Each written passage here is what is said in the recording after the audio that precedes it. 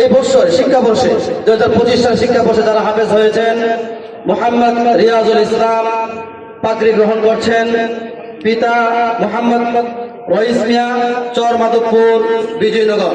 Losing মাস্টারের নাম মোহাম্মদ বাসির মিয়া, জামালপুর বাসির মিয়া ভাইয়ের বাড়িতে থেকে তিনি হাফেজ হয়েছেন। আল্লাহ তাআলা রিয়াজুল ইসলামকে দিনের অনেক বড় দায়ী হওয়ার তৌফিক দান করুন, সবাই বলে আমিন। সম্মানিত সুধী, 2 নম্বর হাফেজ মোহাম্মদ তাহসিন পাগড়ি গ্রহণ করছেন। হাফেজ মোহাম্মদ তাহসিন, পিতা হাফেজ মাওলানা আব্দুল কুদ্দুস সাহেব, আমাদের মুহতামিম সাহেব হুজুরের সাহেবজাদা।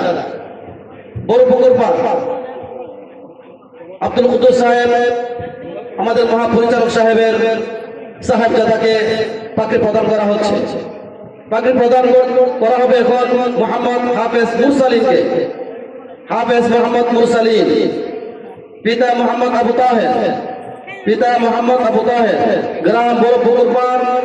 তিনি রোজিকে ছিলেন মোহাম্মদ মরহুম সাদির মিয়ার বাড়িতে ডানগারাগাঁও।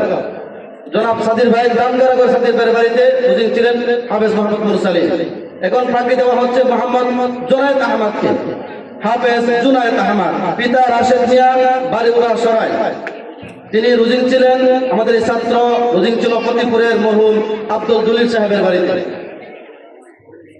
এখন পাগড়ি গ্রহণ করবেন হাফেজ মোহাম্মদ শাহিন মিয়া।